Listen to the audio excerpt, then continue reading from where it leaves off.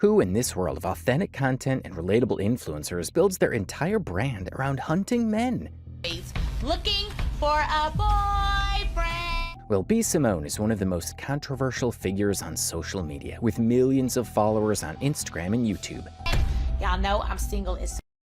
Her fans seem madly obsessed with her. Her brand is ever expanding, and her personality?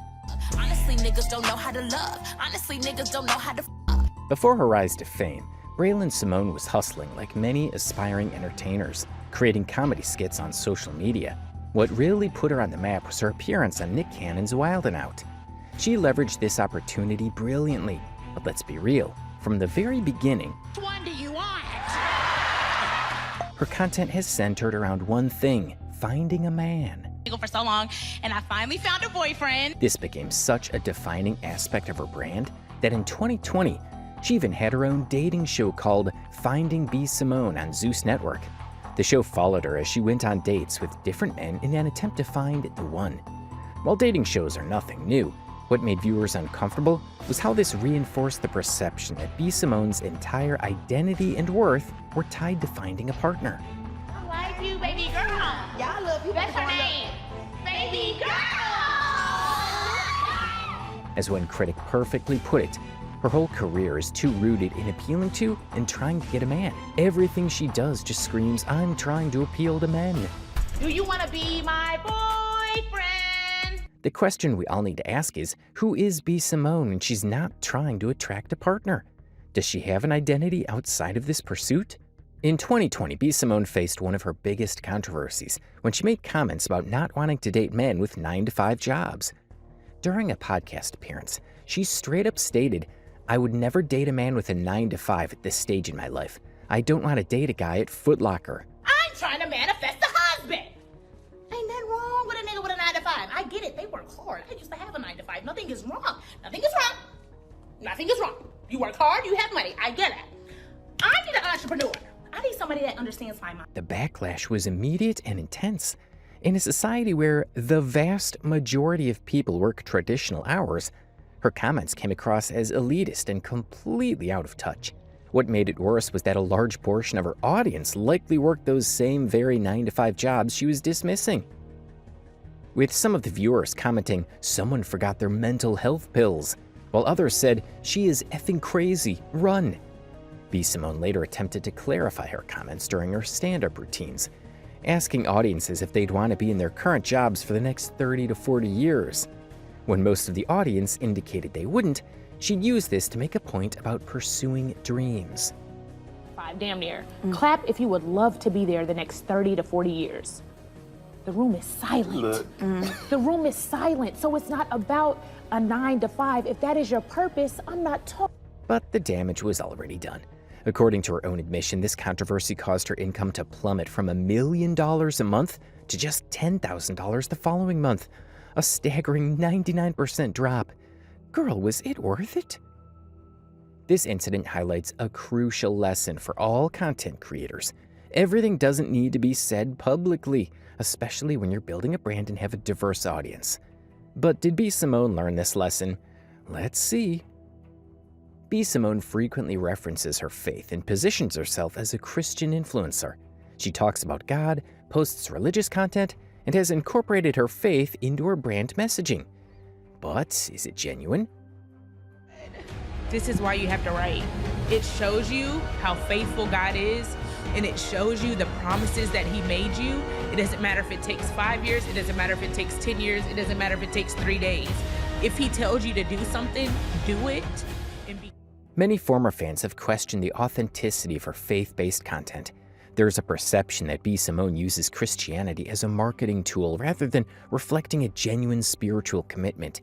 As many have pointed out, there is a difference between being a Christian online and selling Christianity for profit.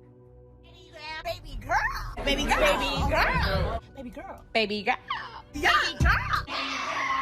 Baby girl. Baby girl. Baby girl. Baby mother girl. Baby girl.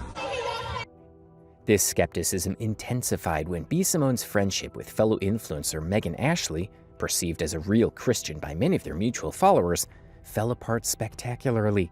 While the exact details aren't clear, Many speculated that differences in their approaches to faith played a role.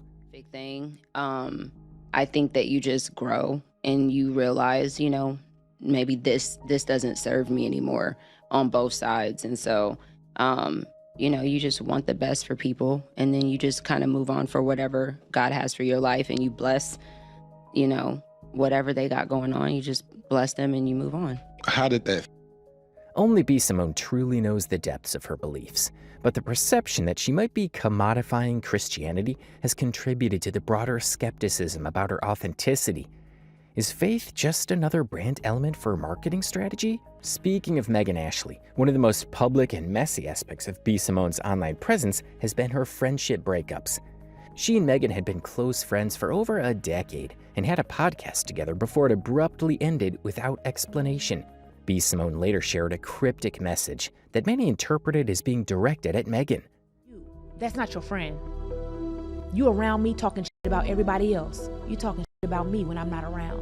They're using you to walk through doors that you have walked through and opened with your gift and your anointing that they could have never opened up because they don't have a pure heart. You're not gonna make me look like the villain when all I did was build you up and be there for you and give. Well, I didn't ask.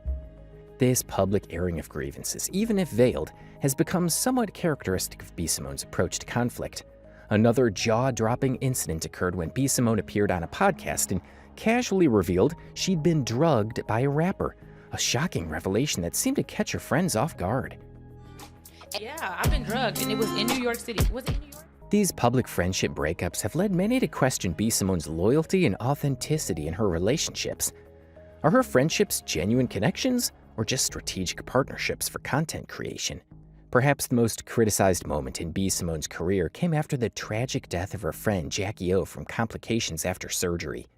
Following Jackie's passing, B. Simone posted a message promoting her paid Close Friends subscription on social media. If you're not on my close friends, you're not going to see much of my life during this time. Close friends, I love you. Thank you for being a safe space. Followed by a link to join her paid close friends list. The timing of this promotion so soon after her friend's death struck many as insensitive and opportunistic. One comment captured what we're all thinking. How could you ever bring yourself to use your friend's passing as a means to get people to pay for your close friends? It's insanity. This is beyond low and disgusting. Defenders pointed out that she'd been promoting the subscription before Jackie's passing and never explicitly said she was charging people to see her mourning process. But the optics were terrible, and it feeds into a pattern of tone-deaf decisions that seem insensitive to public perception. One of the most consistent criticisms throughout B. Simone's career has been the perception that she lacks a clear, authentic identity. As one critic perfectly put it, we have seen B. Simone be everybody else but Simone. I want to see B. Simone be Simone. Who is she? Who is B. Simone when she isn't trying to get a man? He's goofy, he's very professional, he's very nice, very accommodating, and our energy on the camera was just like, we both know how to act. We tapped into our characters, and the chemistry came across on camera very organic, very real. And Stay put when you should have moved. It's time to start that business. It's time to give that gift. It's time to leave that. This question gets at the heart of what many find problematic about her brand. There is a sense that her content is performative rather than authentic, and she's constantly shifting to appeal to different audiences or to capitalize on different trends rather than presenting a consistent, genuine self. And he goes, I usually date white women because they're easier to deal with. I don't really date black girls. But you don't count because you look mixed. Like you're mixed. Oh my God. It's like she's a chameleon, changing her personality with every new post, every new video, and every new piece of content.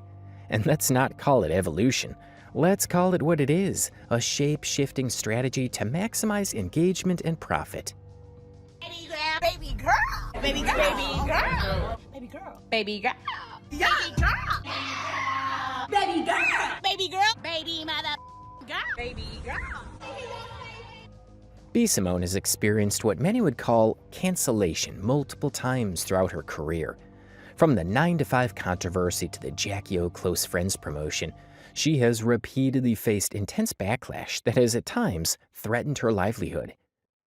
That be upset that, girl, they don't got no nigga, and they see other people that's niggas with niggas, and then they mad. Don't be mad at us because we got niggas. Girl, you don't want no 9-to-5 nigga. I'll take a 9-to-5. She's been candid about the financial impact, claiming her monthly income dropped from $1 million to just $10,000 after the 9-to-5 comments. I made $10,000 the very next month. Why? Because I was canceled. But B. Simone has also demonstrated remarkable resilience, rebuilding her brand multiple times and maintaining a significant following despite the controversies. Her experience raises interesting questions about cancel culture.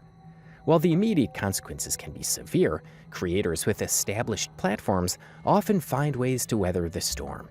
As B. Simone herself has noted, you can be here one day and gone the next, but the cycle continues. It's also worth noting that the very controversies that have damaged her reputation with some audiences have likely strengthened her connection with others who share her views on relationships, faith, or career goals. Go on this journey together, no judgment here. Let's try this again. Despite all these controversies, B. Simone maintains millions of followers. Her content clearly resonates with many people, particularly young women navigating similar questions about relationship, faith, and purpose. For some, her focus on finding a partner isn't problematic but relatable. Many people do prioritize finding love, and seeing those desires reflected in content can be validating. Similarly, her faith-based content may provide comfort to those who share her religious beliefs. I did. It shows you how being obedient to God, even if it doesn't look right in the moment, He will honor your. Even her controversial 9-to-5 comments might go with those who feel trapped in jobs they don't love and aspire to entrepreneurship. The delivery was insensitive, but the underlying message about pursuing passions is one that many find inspiring. Stop being a little and step out on faith and find and follow. There are so many incredible influencers creating authentic, positive content out there. People who are using their platforms to educate, inspire, and make a genuine difference. Why follow someone whose brand seems built on contradictions and controversies? Being in the wrong influence and surrounded by people with questionable mindsets will only damage your perspective, not enhance it. B. Simone and influencers like her are getting paid to build bigger houses and buy luxury cars at the cost of spreading problematic messages. The choice of who you follow and support is in your hands. Remember, the internet is vast, but choosing content that's best for your mental and physical health is your responsibility. You first subscribe to channels for free and later pay the heavy fees to therapists. Better to take precautions than later need the cure. People change and learn from mistakes. The B. Simone of today isn't necessarily the same person who made those controversial comments about 9-to-5 jobs or promoted her close friends list after a friend's passing. There are signs she's reflected on some controversies and tried to address them. Her clarification of the 9-to-5 comments showed an attempt to add nuance and acknowledge the value of all work forms. I'm not talking to you. I'm talking to the people that are at that job and you're miserable because you want to be a doctor, a lawyer, you want to have your own talk show host, you want to be a hairstylist, but you're too scared to step out on faith. In this video, she says, "I believe most people that are 9-to-5 a lot of times, the small percentage of people that are happy." However, the pattern of controversies has many skeptical of claims about growth. Each new incident reinforces the perception that B. Simone lacks self-awareness and doesn't learn from mistakes. This raises interesting questions about redemption in the social media age. How many mistakes can creators make before audiences lose patience? What's genuine growth versus performative apologies? And to what extent should past controversies define someone's public image? One of the most fascinating aspects of B. Simone's career is the development of parasocial relationships, one-sided connections where audiences feel personally connected to creators they've never met. B. Simone's intimate, confessional-style content encourages these connections. When she shares details about her dating life, faith journey, or relationship struggles, she invites audiences to feel like they know her personally. These relationships create both opportunities and challenges. They foster loyalty that translates into sustainable career opportunities, but can lead to intense feelings of betrayal when creators contradict their presented personas or values. I'm single, I'm open, I'm not actively looking, I'm not like, I need a husband, I need a man. Much of the backlash against B. Simone can be understood through this lens. When she dismissed 9-to-5 jobs, many followers who worked those jobs felt personally insulted by someone they saw as a friend. On the side looking like, what you mean? You don't want a 9-to-5.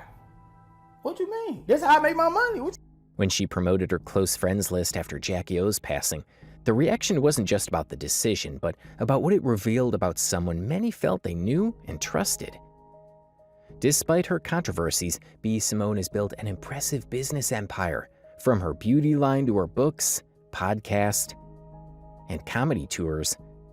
She's diversified her brand across multiple platforms. Simone's new book, Baby Girl, Manifest the Life You Want. She has been promoting this book for a while now on her YouTube channel, on her Instagram.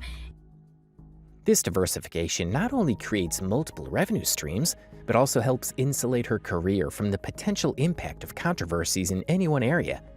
It's a smart business strategy, even if questions about authenticity persist. The expansion into multiple ventures represents the evolution of social media fame. Today's creators are expected to be multi-hyphenated, comedians, entrepreneurs, authors, podcasters, and more. They need clear, consistent personal brands while being authentic and relatable. They must share enough of their personal lives to foster connection while maintaining boundaries for mental health and privacy. B. Simone's career offers valuable lessons for anyone building a personal brand. Authenticity matters. While all public figures curate their message, audiences quickly detect insincerity. Building a brand on genuine passions, values, and personality traits is more sustainable than trying to be what you think others want. Everything doesn't need to be said publicly. The 9-to-5 controversy shows how expressing certain opinions, even genuine beliefs, can alienate large portions of your audience. Strategic silence on divisive topics can sometimes be wisest. Consistency builds trust, while growth is natural. Dramatic shifts in personas or values undermine audience trust. Maintaining consistency in core brand aspects while allowing room for growth helps build sustainable relationships with followers. How you handle criticism can make or break you. Your response to backlash can be as important as what triggered it. Acknowledging mistakes, showing genuine remorse, and demonstrating commitment to learning can rebuild trust after controversies. Followers aren't necessarily friends. While parasocial relationships create strong bonds, maintaining appropriate boundaries is essential. Your audience's knowledge of you is limited to what you choose to share, a distinction particularly important when dealing with personal tragedies or conflicts. Can B. Simone evolve her brand beyond the controversies and criticism that have defined much of her public perception? One potential path forward would be pivoting toward greater authenticity and vulnerability. Rather than presenting a curated image of perfection, B. Simone could embrace the messiness of her journey, acknowledge past mistakes, and invite her audience into a more genuine relationship. Another possibility would be shifting focus away from aspects of her brand that have drawn the most criticism, particularly the emphasis on finding a man. By diversifying her content and showcasing different facets of her personality and interests, she could begin addressing criticism that her identity is too wrapped up in her relationship status. Ultimately, B. Simone's future success will likely depend on her ability to learn from past controversies, while staying true to aspects of her brand that genuinely resonate with her audience. It's a delicate balance, but one many creators have successfully navigated. So what's the takeaway from B. Simone's controversial journey? Her story represents both the unprecedented opportunities and unique challenges of the social media era. From humble beginnings creating comedy skits to building a multifaceted brand spanning entertainment, beauty, literature, and more, B. Simone exemplifies the potential for self-created success in the digital age. Yet her story also serves as a cautionary tale about the double-edged sword of sharing your life online. The very authenticity that builds connection becomes a liability when mistakes happen in the public eye.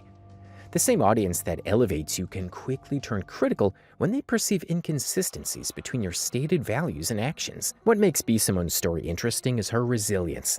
Despite multiple controversies that might have ended other careers, she has consistently found ways to rebuild, rebrand, and reconnect with her audience. For us as viewers and consumers of content, her journey invites reflection on our role in influencer culture. How do we contribute to the pressure cookers we create around public figures? When do our expectations of perfection become unreasonable? And how do we balance legitimate criticism with empathy for the humans behind the carefully curated personas we consume? Whether B. Simone will eventually find the authentic core that many critics feel is missing from her brand remains to be seen. But one thing is certain: the conversation around her about authenticity, accountability, representation, and redemption extends far beyond her individual story, and speaks to broader questions about how we create, consume, and critique content in the digital age. What do you think? Is B. Simone genuinely evolving, or is she just getting better at playing the influencer game? Let me know in the comments below, and don't forget to like and subscribe for more deep dives into influencer culture.